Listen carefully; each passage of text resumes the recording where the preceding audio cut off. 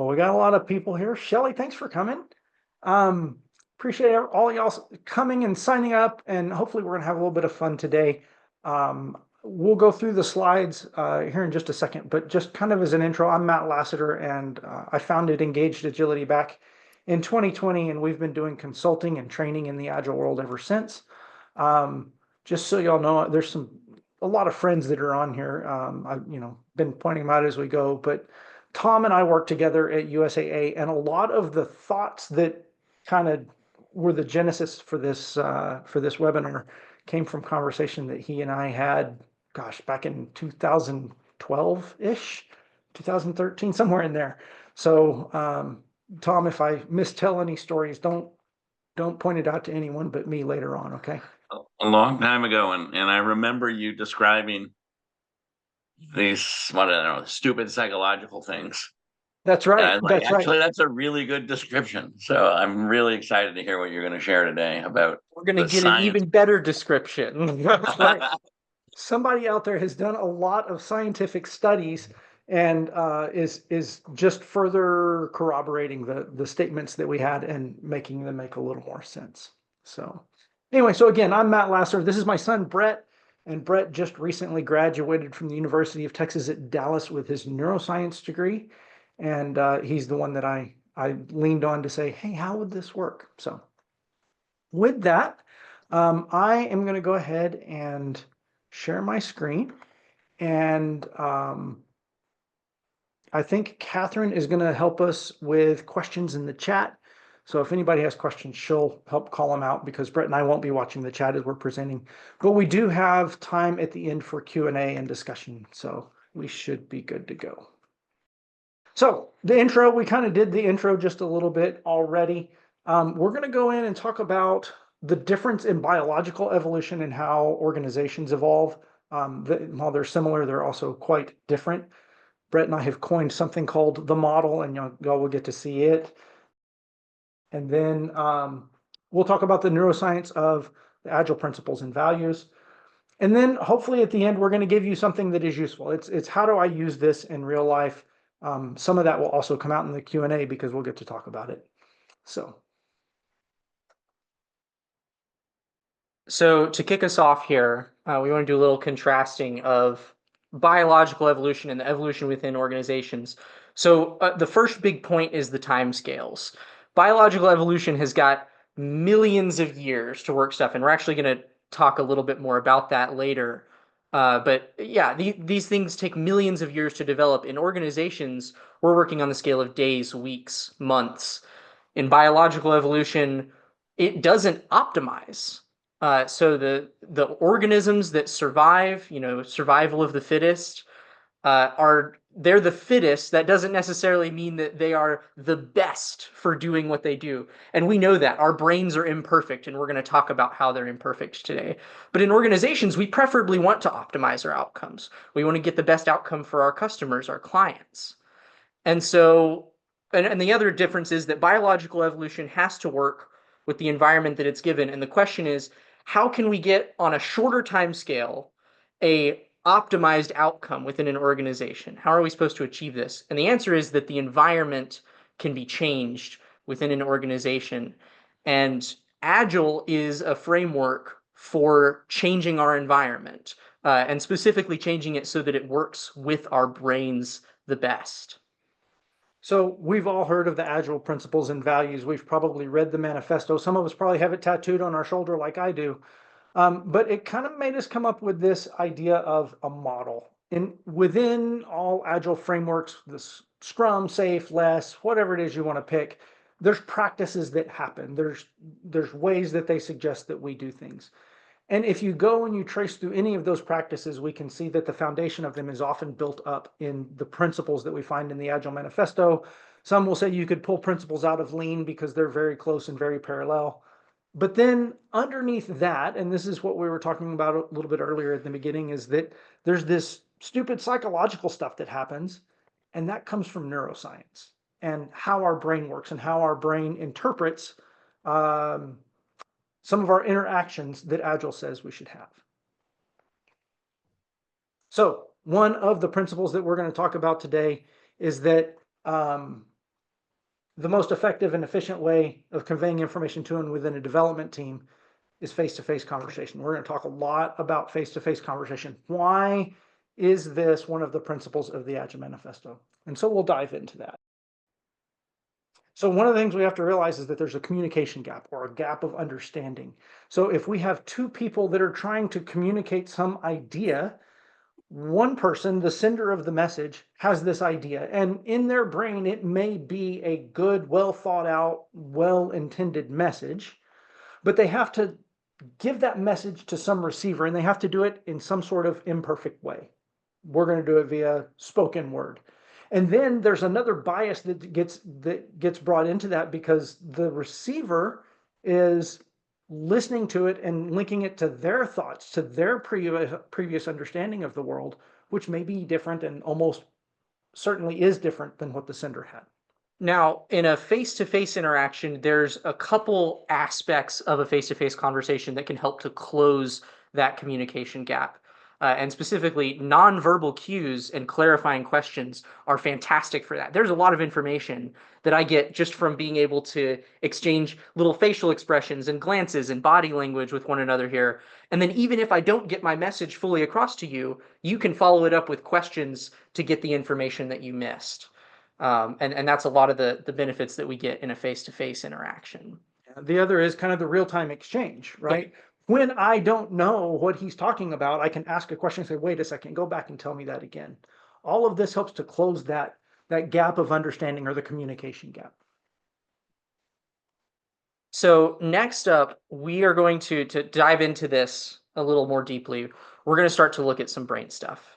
And the first thing that we want to look at is the speech centers in our brain. So these are two of the most famous brain areas, and Broca's area and Wernicke's area are two critical regions for us being able to process auditory communication and have conversations with one another. So Broca's area controls speech production, and it's kind of a fun story. The way that this area was discovered is Dr. Paul Broca had a patient that came into his clinic, and all that he could say was the syllable ton, ton, ton, ton, ton, ton, ton. And it was just that one sound. But other than that, could comprehend what Dr. Broca was saying, could write out answers, just couldn't pronounce anything. And when Broca looked at his brain, found that this Broca's area, what it Through later scans, to be called, right? Yeah, Like he didn't crack him open at the moment and look at his brain. It was a scan that he did. I believe it was post-mortem at the time. right. Yes, I believe it was post-mortem at the time because So he did crack him fMRI. open Yeah, with he his did. He did crack him open. But yeah, they found that this area is what controls speech production mostly. Wernicke's area, similarly, there was a doctor who had a patient come in who could say words, neighborhood, talking, conversation, but they didn't necessarily make any sense. It was just a string of words that didn't have any grammar to them, and similarly could not comprehend anything that the doctors were saying at this patient. And so Wernicke concluded that the region of the brain that was damaged in this patient was the thing that was allowing him to comprehend language and comprehend what other people were saying.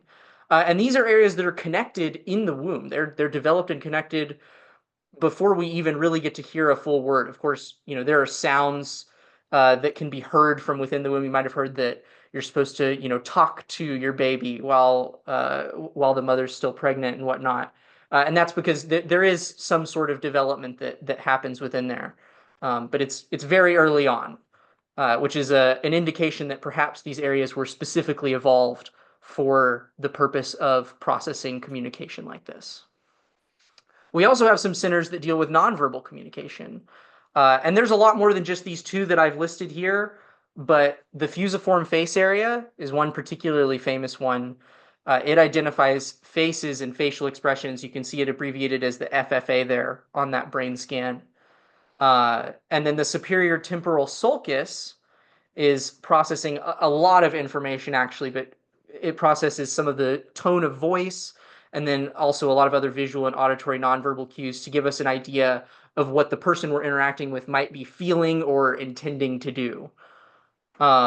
And again, the leading hypothesis on these areas is that they were specifically evolved for these functions. And to kind of demonstrate that, here's a really cool study that actually shows that even while in the womb, we prefer to look at things that resemble faces.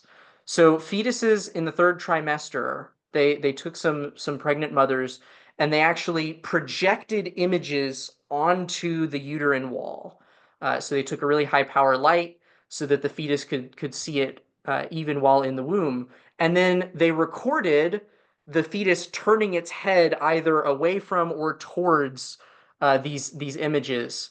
And you can see here the sort of brownish red bar on the graph on the left indicates that the fetus was turning towards the facial stimuli. And that is far and wide the image that the fetus is preferred to look at. So even before we're born, even before we've seen a face at all, that is the arrangement that we prefer to look at, which indicates that we were evolved to pay attention to faces.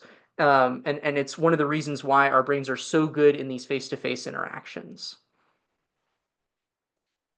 So from this, we kind of wanted to describe what we call the communication spectrum. And we started to think about, hey, what fits on this spectrum? If I had to choose ways to communicate, what would it be? And which ones are most powerful? So from like a low fidelity to a high fidelity on this communication spectrum, we figured that the first and most optimal way was telepathy, because I just figured that's going to be the best. We can communicate exact thoughts very efficiently, but unfortunately, nobody knows how to do this yet. But thanks to Elon Musk, we've got Neuralink that's coming up, and we're evidently going to be able to plug our brains in and like control stuff. I don't know if that's going to work either, which tells us that maybe the Agile Manifesto was closer to correct when it said, hey, this idea of face-to-face communication is best. It's real time. We get the facial expressions, we get the nonverbals, we get all that stuff. But a lot of people these days, in fact, here we are today on Zoom, we have to use Zoom and different types of remote work type situations to do it. We still get a lot of the stuff, right? You're getting intonations in my voice. You get some of my nonverbal cues, and as long as I hold my hands up enough, because I'm talking when my hands are moving, if I hold my hands up enough, you get the whatever expression is I'm hoping to deliver by moving my hands or pointing one way or the other. So Zoom works okay, but it's not as good as face-to-face. And then kind of the last one that it's not really face-to-face. We miss a lot of the visual cues, but if you're talking to someone on the phone, and I realize it looks like everybody in here realizes that this is an old phone and not a new one, but it was a great graphic. So we can use the phone and get some real-time feedback. You can hear the intonations in my voice. You can hear when I pause, and maybe that means I'm contemplating something or what you said offended me or whatever it is, but we get those same things when we look at it from a phone conversation. All right.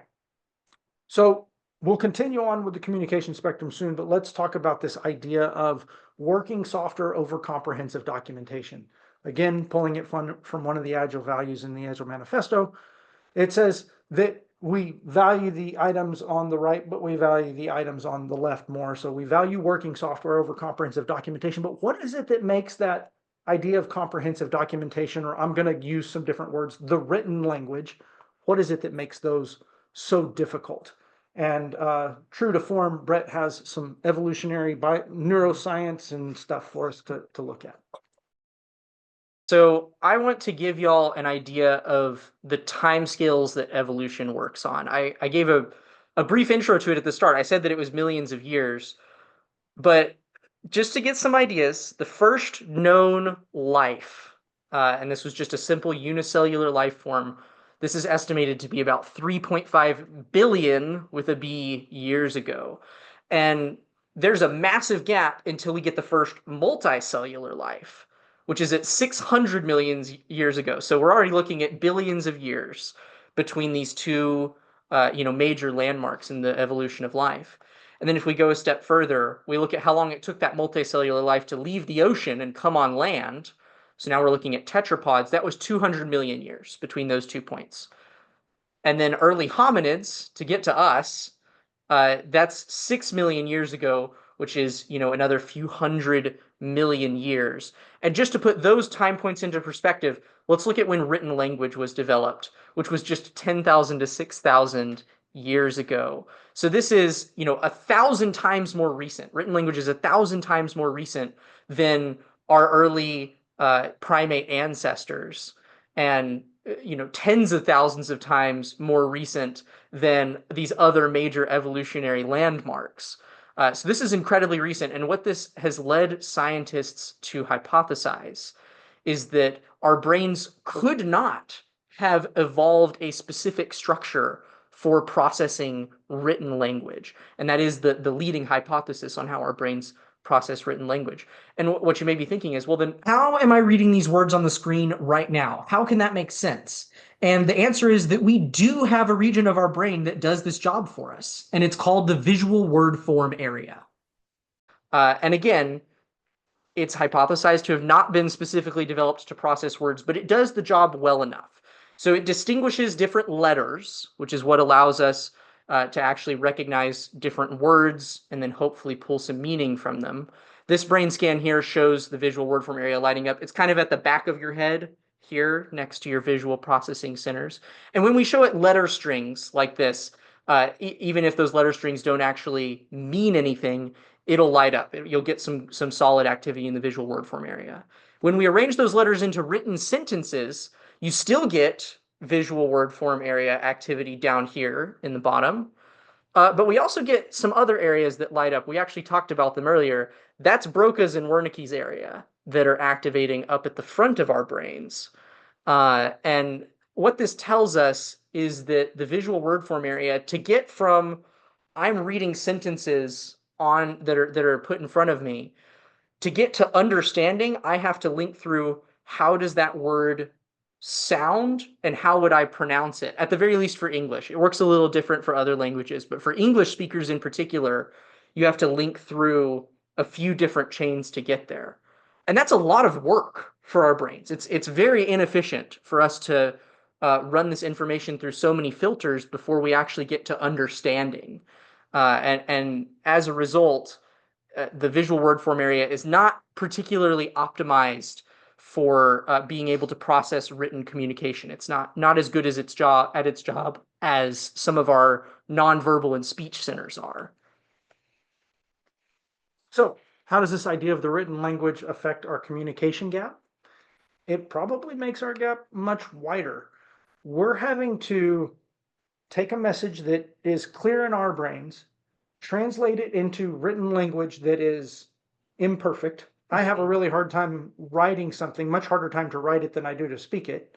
And then we take that written language and we force someone else to read it in whatever way it is. And then they have to do all the processing that Brett told us about in the different parts of the brain. And then they interpret it through their bias, just like they do in a conversation. But now we also don't necessarily have the real timeness to ask questions about what did you really mean about that. So this idea of written communication actually makes it harder for us to communicate. It's harder for us to get a clear message across to someone. Yeah, there is an inherent loss of information in the lack of nonverbal cues and the ability to ask more clarifying questions. And then we also get the injection of additional information that could occlude the original intention of the author by our brains just being bad at processing written language. So if we continue to build out our spectrum here, what would that look like? So we went all the way to the phone last time, which we said was real time. We have some real time written language. It's texting. We can use texts, we can Slack, Zoom messages, Teams messages, whatever that stuff is. As we type those, the other person can read it immediately and type back. There is a real timeness to it, but there's also a desire. If the receiver doesn't desire to have that message right now, you can leave them on red, right? And it just hangs out there. So texting is kind of out there as one form. We can also use email. It's much less real time. And oftentimes in emails, we have these long emails that pop up and stuff like that. I personally question, does anybody ever really read all of these emails? Do they ever read through all of it? And oftentimes when I ask me, hey, did you see that email I sent? They go, yeah, I saw it and I skimmed it. I'm like, well, I'm glad I spent all the time writing that out for you to skim it. Let's have a conversation now, right? So slightly under email, we have this idea of snail mail, right? I can write a letter, probably much more verbose than before. I can put it in an envelope and put a stamp on it and send it off, and 2 or 3 days later you might get the message. And I guess back at one time it was the Pony Express trying to make it all the way across the country to deliver stuff. Another one is that we can write the message and not have an intended receiver for it. We want everybody to receive it, but we can't send it to everybody at once. And so maybe you hang posters around town, it's like America's Most Wanted, or, the town hall meeting is this Friday or whatever. And then we're sending the message. There's no real chance of feedback, but at least it's a message that people can see in many places around town. And then maybe the lowest fidelity that we have is, we write messages on cave walls. Then it's like we can't really post it in multiple places for people to see the message. We get it in one place and it's on this cave wall, and the only people that are going to see it are people that go to that cave. Um, maybe not, maybe not the highest fidelity at all for us to be able to communicate an effective message. So now let's go back and let's look at this idea of the comprehensive documentation. Let's talk a little bit more about written language, because remember, in the Agile Manifesto, it says, while there's value in items on the right, meaning that the comprehensive documentation, there actually is value there. Let's talk about what that means and how we can use that. Yeah, and sort of the conclusion that we came to on the value of written language and comprehensive documentation is that it's best used as an enhancement to our face-to-face communication, which I think you had a great little bit using the agile language on that, right? Yeah, so in most agile frameworks, we talk about a story and how a story is a placeholder for a conversation. I'll never forget how many times Mark Thias, he was one of the first agile coaches that was working with me. He told me, a story is a placeholder for a conversation. He'd say it 100 different ways. Hey, Matt, a story is a placeholder for a conversation. Hey, Matt, a story is a placeholder for a conversation. And I was like, dude, let's just write these stories and get them out of the way. And he was like, whoa, stop. So, and he told me that it follows the 3 C's. And Ron Jeffries is the one that came up with this idea of the 3 C's. It said when we write a story, it should have a card.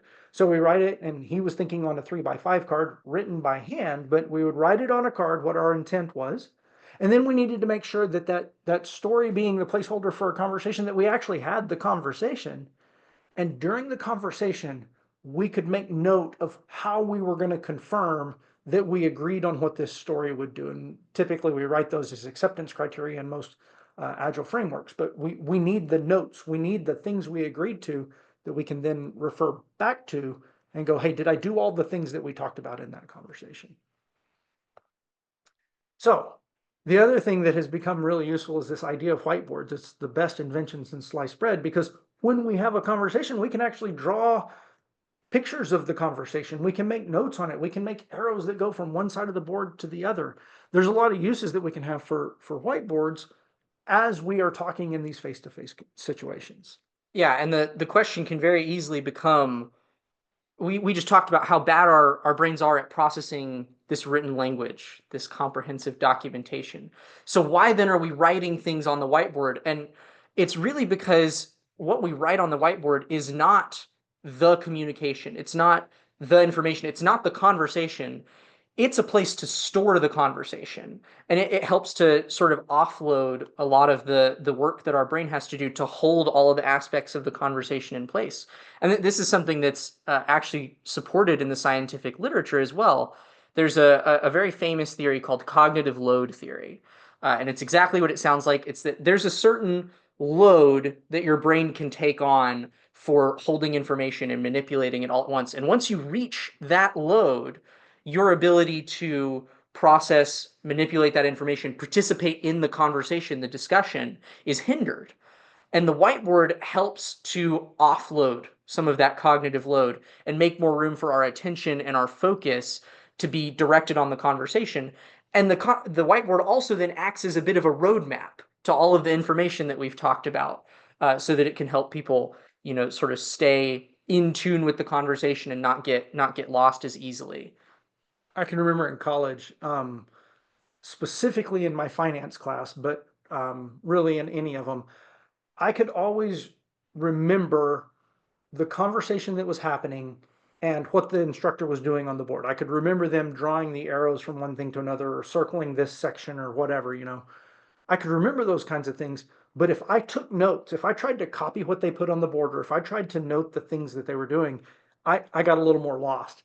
And it always worked when I would study with people that were good at note taking, because they would take all of the notes and I could say, do you remember that day he was talking about the thing and then he had to move over to the other board on the other side of the room because he ran out of picture on the first one and it went over there, and they'd flip through their notes and they could point to it. So that offloading, I could remember the things that were there and I could remember the conversation. But if I stepped away and tried to take a real note on my own, it wasn't nearly as effective. So, all right. So this whiteboard now begins to store our conversation for us. It gives us that place to offload some notes, some understanding, so that we can hopefully come back to it later. These days, we always take a picture of it, right? You take a picture of the whiteboard after you leave the meeting room. So now what does this do to change our communication spectrum? At the highest end, we have this idea of a face-to-face conversation with some sort of documentation that we can do. We prefer a whiteboard. A whiteboard, like I always say, that agility is your ability to sense and respond to change. When the conversation changes, all I have to do is pick up an eraser and erase a little bit of the whiteboard and draw a new picture, or I put an X on this part and draw it somewhere else.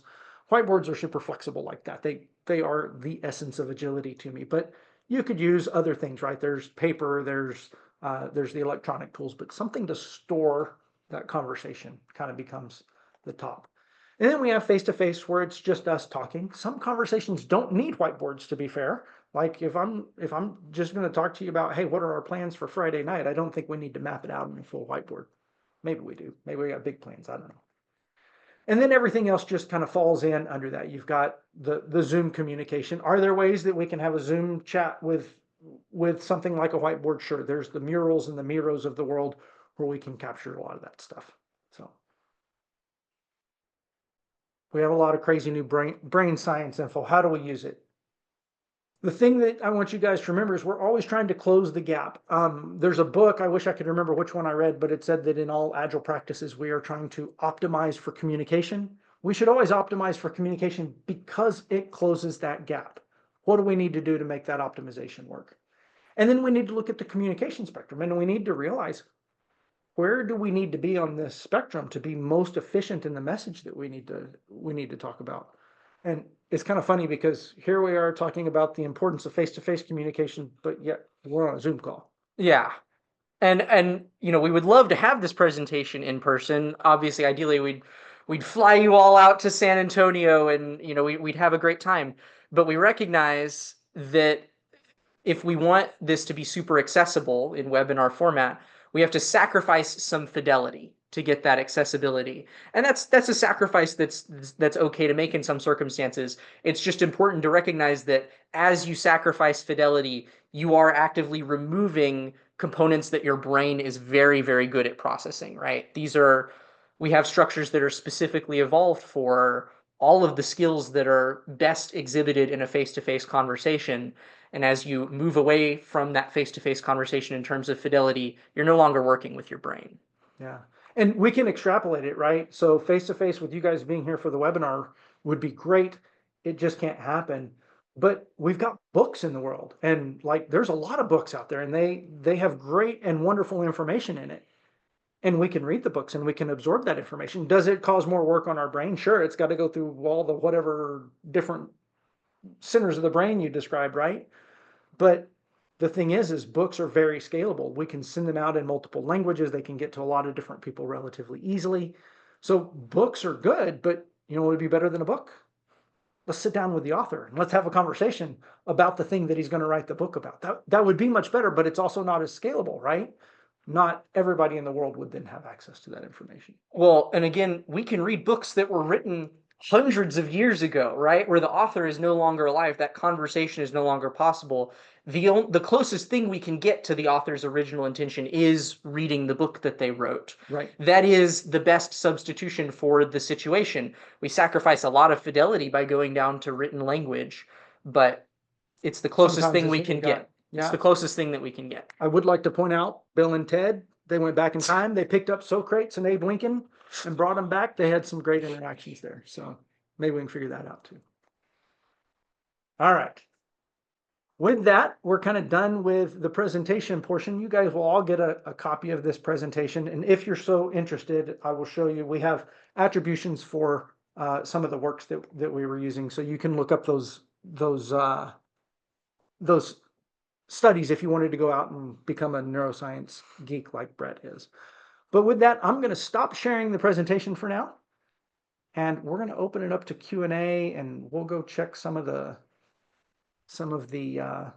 stuff that's going on in chat there. You guys feel free to come off mute and just ask questions while we scroll, or Catherine, if there's something that came up and you want to point it out, just shout it out to us. Go ahead, Frank. Yeah. So when you're hitting that cognitive load, what do you guys recommend to do about that? So I see that happening sometimes when I'm on a big lecture like this and we're going for 2 hours and I'm starting to fall asleep. I'm like, wow, that's a lot of information. What would you recommend to do in a situation like that? One thing I do, because I mean, we teach a lot of classes, right? And you're sitting in 2 days worth of class about how to be a better Scrum Master or whatever it is. And you have to take breaks. Like there's just a time that we have to step away. And I mean, if you look at conferences and stuff, you get an hour worth of stuff, and then they take a 10-minute break so you can go to the next one. And it's a brain break as much as it is any other kind of break. I will say I've noticed that on Zoom, the breaks need to be more frequent.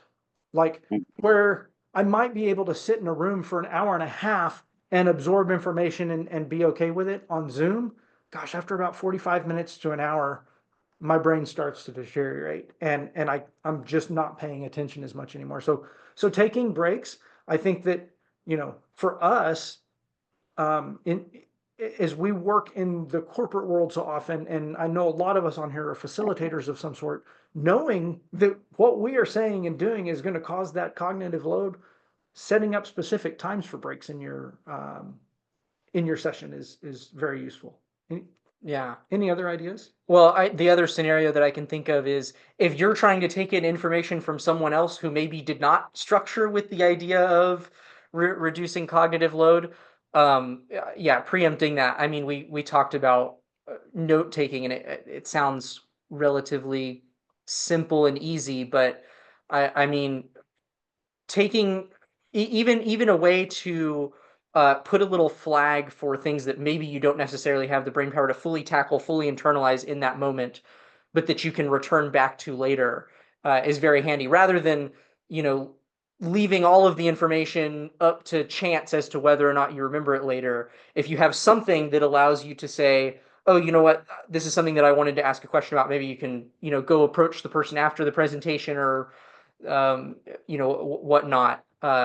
Anything that allows you to, again, close that communication gap and get some of those clarifying questions in there is going to be ideal. And I think it's important to note that if you're at a presentation or in a meeting, it's slightly different than a face-to-face conversation. You may be face-to-face, but you've got this presenter up front. You can't always just stop them in the middle and ask the question.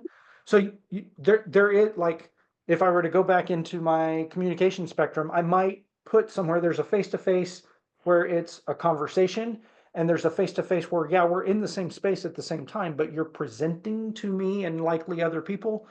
It's a little bit different, and there probably is a wider communication gap when you're at that level. So that's probably a useful point. All right, Ariel, tell us what you got. I'll defer to Martin if his is a work question, because mine's just a psych nerd question. No, you've been waiting. Please, Ariel, I want to hear your question as well. Okay.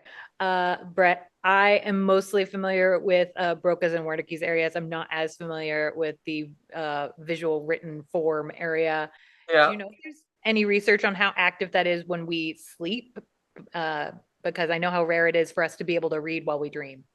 That is actually a fantastic question. Yeah. And admittedly, knowing what I do know about what brain areas are active when we sleep, I would expect on instinct that it would not have any trouble being activated, but you're absolutely right that there is a lot of evidence that many people, at least anecdotally, cannot read things, like text doesn't show up in dreams, for instance.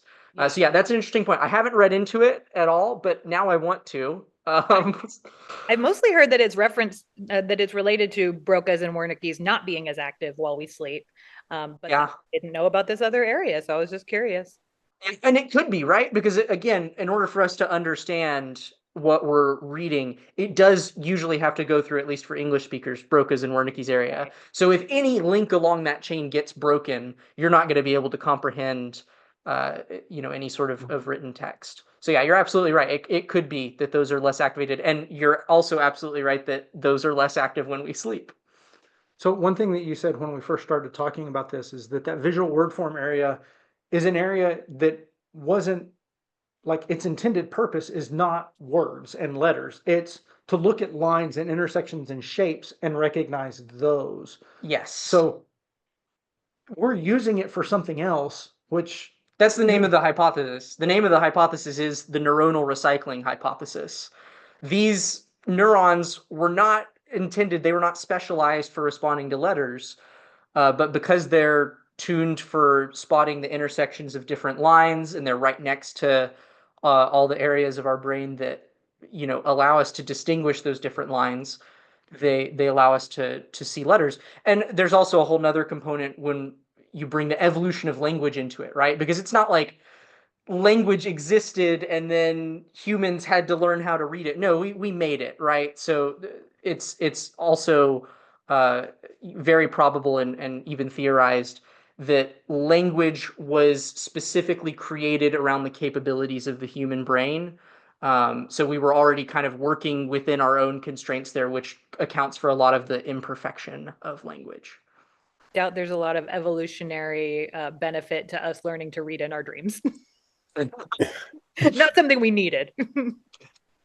All the books This that we is write an ourselves audible in with headphones on. All right, Martin, what was your question? First of all, really good stuff. Thanks, Brett, for coming here. And congratulations on getting your degree. Now it's what are you going to do? And if this is your passion, there's some inroads you might consider. So in 2001, the model you all are talking about, in 2001, Alistair Coburn published his book on software development, and in that he has a model that's similar. You can look it up, Google it, Alistair Coburn communication model, and it kind of shows the similar spectrums of the whiteboard all the way down to the recorded or tape recording and like. It doesn't have nearly the kind of the neuroscience behind it, what you're thinking about. Organizationally, that I think you're dancing around an area that I think is critically important with organizational design. I'm made up of questions right now that I don't even know how to put into words, which again, you probably have some theories as to why that is. But when we are helping companies, when we're doing work, unfortunately, we're trying to do this across 6 time zones and 6 continents. We're never collaborating. We're never face to face. And even Certainly worse, not we're optimizing trying for to read communication, across right? different languages. Yeah. If English isn't my first language, there's another barrier there. I think if you're interested in kind of where that goes, I'd invite you to start looking into that and being able to articulate the cost of that. There is going to be, my prediction, a significant effort in organizational design about what is the total cost of how we operate. And what you're talking about is fundamental. It's central to that conversation. And if you're looking for kind of how do you apply that, I don't know where you start digging. All I know is that there's a lot of energy around that. Yeah, Good stuff, though. It's funny you talk thanks about. thanks for bringing it up. Very enjoyable. You talk about the cost, and I kind of think that bean counters run the world. Accountants, and we can very easily quantify money for how much I have to write a check for something, right? And it's very easy to know how much am I paying for these resources that are outside the US. They're typically cheaper on a per hour basis. And that's an easy quantifiable thing, but how much extra am I costing in the amount of communication because there's a communication gap because I'm so low on fidelity of the communication? I know it's there, but I can't tell you how much it is, right? But once you get it, once you start getting that handle for that cost, you don't even have to be exact. You have to say, hey, these kind of activities need to be face to face in front of a whiteboard. it's worthwhile flying everybody together. These activities, no, they don't.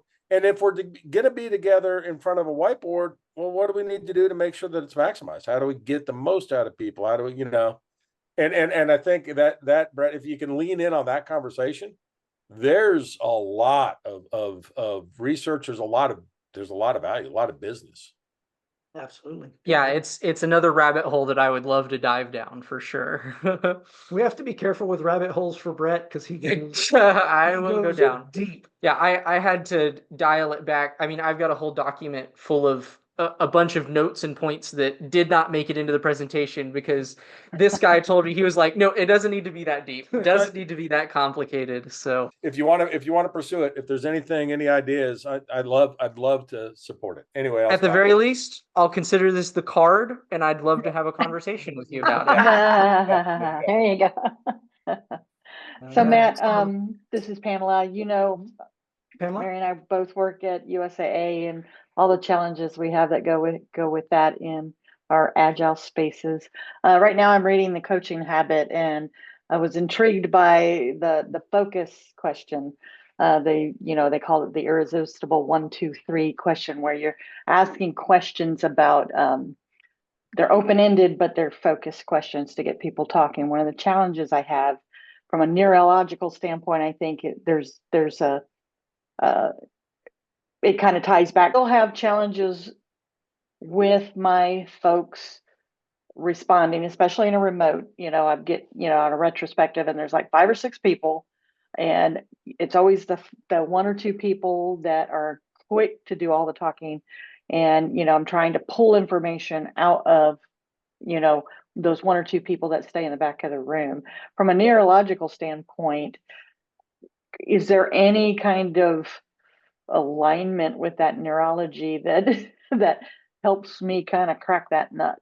Well, here's one question I would ask you is, do these people in the back of the room that you maybe don't get as much interaction from, do they have their cameras on? No. There you go. Yeah, I think typically that's not, a first very important step, right? If we want to lessen, decrease the distance in our communication gap, getting people to have their cameras on. I mean, it sounds stupid. We all resist it because it's very nice to not have, people seeing your face. But in terms of, getting communication that is in line with our brains, that's a very critical first step. I don't know if there's a way that you can get them to turn their cameras on, but it's, that would be a ideal. challenge. I usually hear one of 2 things. Oh, my bandwidth isn't working. I'm not going to be able to, my Zoom camera is not working. And a lot of times I think it's more of a shyness thing.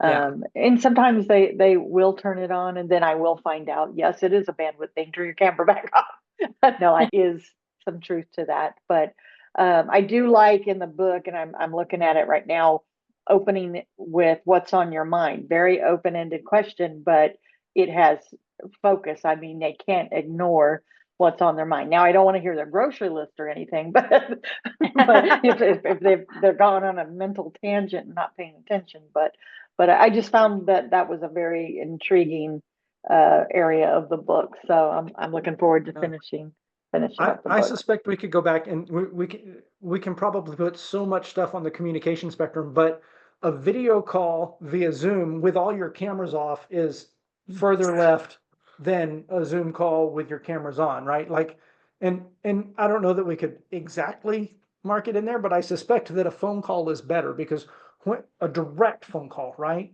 Because I say something and I expect you to respond. Yeah. If we're in a room and your camera's off, there's almost an expectation that because my camera is off, I may not need to respond, right? Like there's probably something in our brains that's we're dismissing ourselves from the conversation and being a player. Yeah, it's the culture we make that's it been okay. developed. Yeah, we make it okay to stand in the shadows, and some people are introverts, and they struggle with that. And I think there's a lot to be said with the way the world works today to where it used to work pre COVID. Right. The dynamics are completely different. I have more. I would like to say that I do see that there are 3 hands raised, so they can go next. And then if there's time left, I'd like to just give a couple of words. Thank you, Pam. Absolutely. Hi, Pam. She's she Hello. wants to start. Tom, what you got on your mind? So, first of all, great to see you, Brett. Haven't seen you in a while, so it's like Yeah, good to delightful. see you too. We need to head over to the amusement park and go on the roller coaster. Come on down. To me, I'm not that convinced that face-to-face communication is much more effective than written communication. By that I mean it's what I see as magical about, say, the Menlo way of developing software is they actually are all back in the office. It's not just face-to-face. It's massive over communication. It's continuous communication. It's nonstop communication. So when you're sitting together in a room working on something and you're pair programming and you're overhearing what everyone else is saying, and you put some radiators on the wall and you glance at them 10,000 times over the course of a year, you're just massively over communicating. So my real question, Brett, in your studies, if you know of any studies where like there's some elaborate concepts, person A is trying to communicate to person B, how long does that actually take to communicate?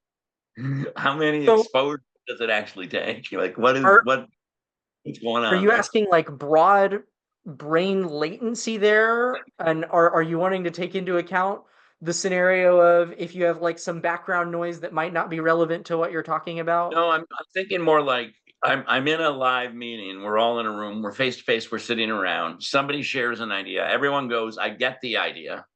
Yeah. And they all walk out of the room. And then when you meet again, you realize they had 5 different ideas of the idea, 5 totally different interpretations.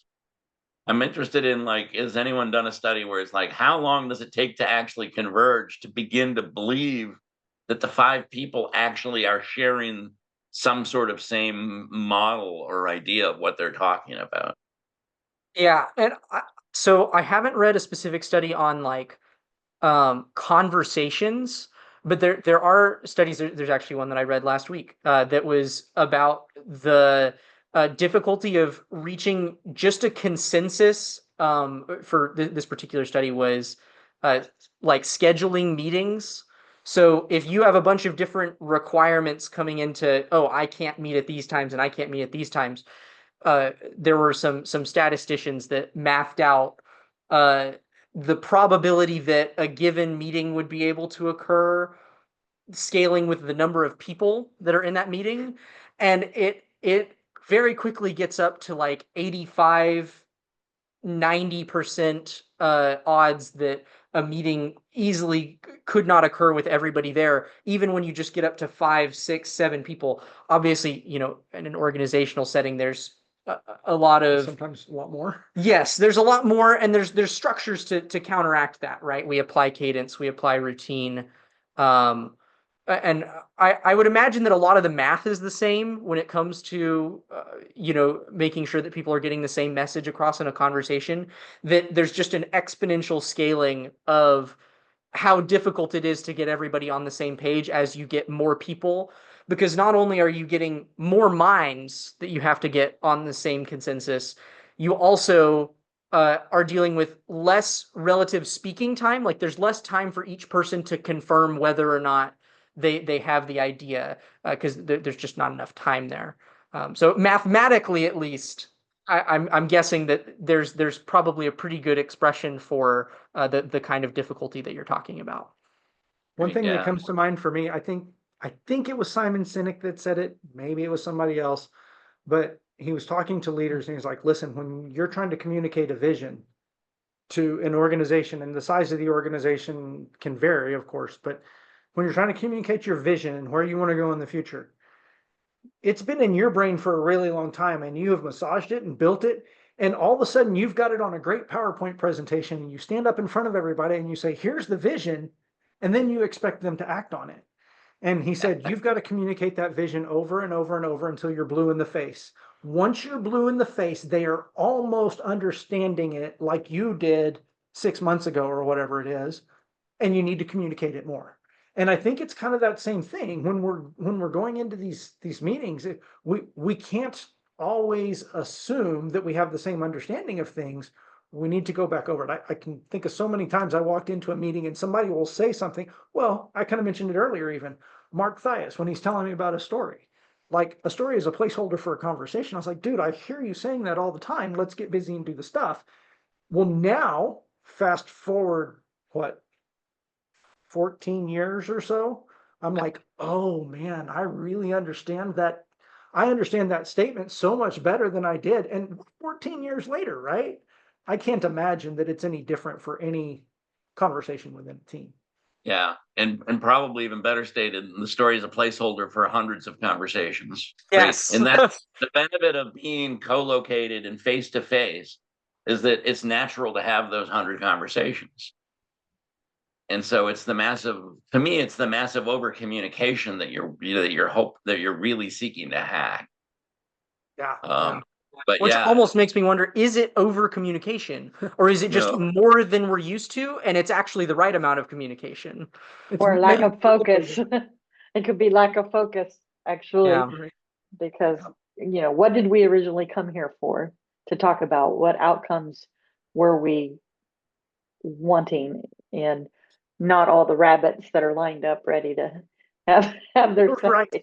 Right. Yeah. Rabbit holes, again, they can run deep. Yes. All right. Suma, what's your question? So my question is, I just got laid off recently, so I've been trying for, I just had an interview and I'm seeing the switch from the remote to the hybrid and to permanently to the office. So I think the communication plays such a strong thing to shift either way, right? Either work from home to office setting or the other way around. However, I don't think so we can rule out that everybody's in the office. There's always a global team. Some folks may be New York or somebody outside the United States or whatever, right? Still, it's a remote. It doesn't matter. The ones they're out of the room talking from elsewhere, it's a remote. So what I'm seeing is, even for the simplest interview I had, I could see, like, she had two computers while she was interviewing me. So she was like literally turning that side and I'm talking here. So I felt, is she even listening to me? Right? Yeah. So how do you still feel focused? Because it's a situation, maybe she's literally writing the notes, or it may be just not the interview or anything, right? You're talking to me, but I'm kind of making notes. But that's very obvious when you're in person. But when you're not in person, you feel, is she even neglecting me or whatever? You may be writing notes or whatever. So kind of either way, how do we make ourselves, so do we keep saying, hey, I'm making notes here, or I hope you don't mind? Do we like, I think it's better to openly express it. And I loved, sorry, I didn't get your name, Matt's son, right? You're Matt and Brett. Oh, Brett. Okay. I think you said we should all be on the same consensus. I'm a product owner, product manager. So that is so difficult. Everybody's brain is working differently, and we are all working remotely or even in person. It's so difficult to make sure that we are coming on the same space. Any tips or suggestions? Like, I think, sorry, the person she spoke before, right? What is the outcome? Sorry, I forgot her name. So is there, like, can you summarize, reframe it, whatever you have said, to make sure you get back questions saying, sorry, I didn't understand, Suma, instead of just taking every note and then saying, I don't know what Suma was talking about. I have no idea. So how do you make sure? Yeah, I think one thing that you were talking about, that, people might be looking away and doing something on a different screen, right? And I mean, here we are. We have 5 screens up in front of us right now. We've got a clock, we've got Brett's computer, I've got 3 screens up. I mean, there's screens all over the place here. And I think that's normal, and it makes it easy for me to work, right? Because I have access to all the things at once.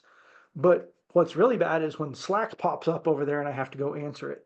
But I think that when you're in a meeting, if you acknowledge the constraints that you're working with, in a virtual meeting specifically, acknowledge the constraints. Hey, I just need y'all to know I'm taking notes, but I'm doing it over here. Now, I suspect that if you saw me doing this, you would realize that I'm writing notes, right? Correct. But the visual cue of this versus this, especially while you're talking, is very That's different. And that's exactly our happened. brain. So you kind of have to acknowledge the constraints that you're working with, and let people know if I look away, please know I'm still paying attention. I'm Yeah, just that's making exactly. notes over. I think it's wonderful. And I think that it's okay to say, oh, hang on, can you slow down? I need to make that note real quick. I need to update something based on what you said. It's okay to do that because we're working in a less perfect system Mhm. than face to face. Not to imply that face to face is perfect, but it's certainly better than this virtual world. So acknowledging the constraints, I think, is very important. Sure, that's wonderful. Because the person who was interviewing, again, no offense, she was wonderful, she was soft, kind, but she did not say it in the beginning. Hey, I would be, because the entire time she was like this. Oh, okay, yeah, sure. Yeah, because I was like, oh God, what is this interview? Is she getting bored with me already? So I was kind of getting demotivated in the beginning and I was a little bit nervous. So, but this is wonderful, acknowledging in the beginning, whether it's me or anybody, but I can't expect others to talk. But at least when I'm doing this similar thing in future, it's always nice to say, please do not get me wrong. I would be writing notes or whatever. So Yeah. kind of. So the second part, what thoughts you have, like after the entire conversation, kind of summarize, encapsulate in like what you have expressed it. How do you make sure the other person or the entire team? They understand, right? Yeah. Yes, yes, That's a tough one, especially in a virtual format, right? yeah. Virtual or Because in person. It can be a combination of both. Right. I have an idea. So one of the big popular phrases that everybody says in the corporate world these days is that could have been done in an email, right? That could have been. We spent an hour meeting, and that could have been an email.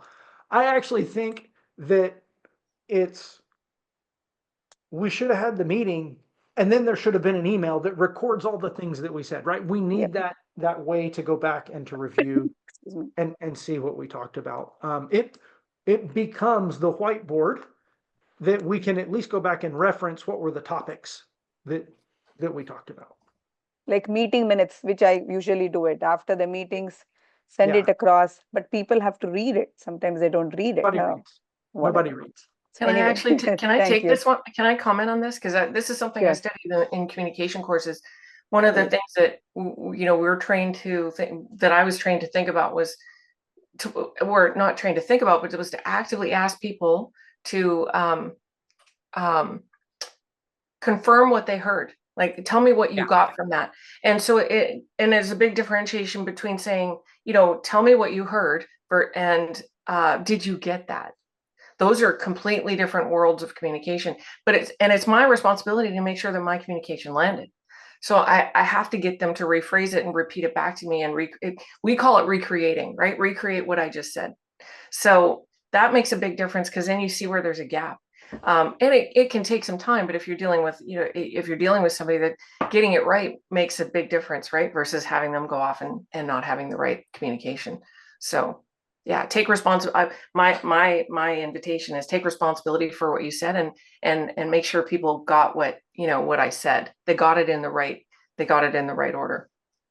So yeah, my question was real quick, because I know we're basically at time. Thank you guys Right. so much for putting this on. I think this is a series, by the way, seriously. What I'm getting is that the face-to-face communication, we're up against that inside of 2025 post-COVID. What's like, who do we need a message to? Is this a leadership thing? I think there's a gap between how leadership is saying, hey, we need to get back to the office, and how employees are feeling that. And how do we bridge that gap really effectively, so that we don't have that same conflict that I'm seeing now? Yeah.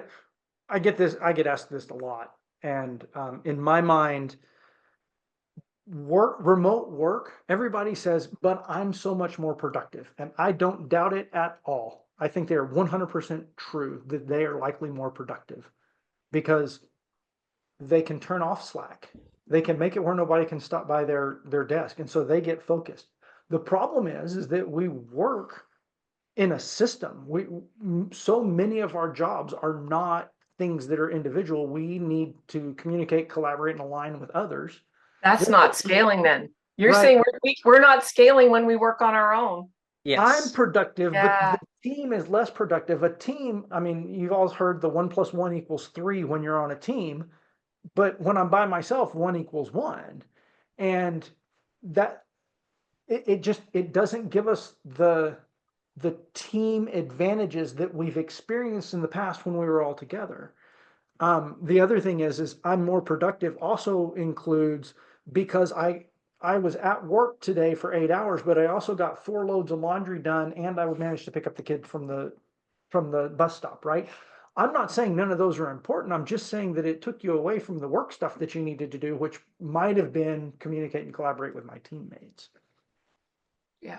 Awesome. I like that messaging. Thank you. All right, Mary, last question, then we're gonna Right, shut right. down. We are on. I think one of our struggles here, Hannah, at USA is we have so many people that have to be in the meetings, and then their calendars are so full, and you end up in conversations that only get haphazard answered, and then you're trying to catch up with them again later via Slack, and then that's not going well. So you end up back on a Zoom call to get clarity, and it's a constant brain overload. And how do we do better with that? And I think as much as I love being able to be hybrid or work remote some of the time, etc., I honestly miss the team being together and having those face to face, because I found I solved things faster in a team setting than I do in the setting that is today. And I'm constantly revisiting the same problem that I'm not getting an answer to, even though I've asked it 100 times. Wow. Okay, Yeah. this is your next assignment. Yeah. We used to talk about pairing and how it solved a lot of problems, right? And I think pairing or sitting with your team for this one is kind of the same. But when I'm pairing with somebody or when I'm sitting with somebody, the length of time that it takes to solve a problem shrinks. Not because we necessarily did the computational solving of the problem faster, but because I didn't stay in my own head for as long as I would have had I been completely alone, right? If I'm alone, I'm gonna be like, I am a smart person. I can figure this out, and I'm not gonna ask anybody else. I don't need to ask anybody yet. Give me more time to solve the problem. If I'm sitting next to someone, I'm like, this is weird. Have you ever seen this? And all of a sudden, what would have taken, maybe I stayed in my head for 30 minutes or a day, I now Or a just look to the week. person next to me and ask the question. It has nothing to do, maybe Brett can solve, actually, Brett can probably solve most problems faster than I can. He's got a quick brain. But regardless of that, just the fact that I asked the question actually probably gets us to a solution faster, not from a computation perspective, maybe from computation, but not necessarily, but because I asked the question and was able to get to the resolution in a shorter, what would that be, lead time, right? Right. So I'm just trying to learn how to better navigate that. And I think all of us are. And I just wanted to put that out there. And then in the Don't end, keep it in your head. Don't right. always ask the question quick. The response may be slow because you posted it on Slack or sent it an email because that's the best form of communication you have at that moment. But don't stay in your head any longer than you have to. I appreciate that feedback. Thank you so much. And thank you for today. I'm glad I joined Yes, this conversation. thank you. Thank you all for coming. We had a great time with it.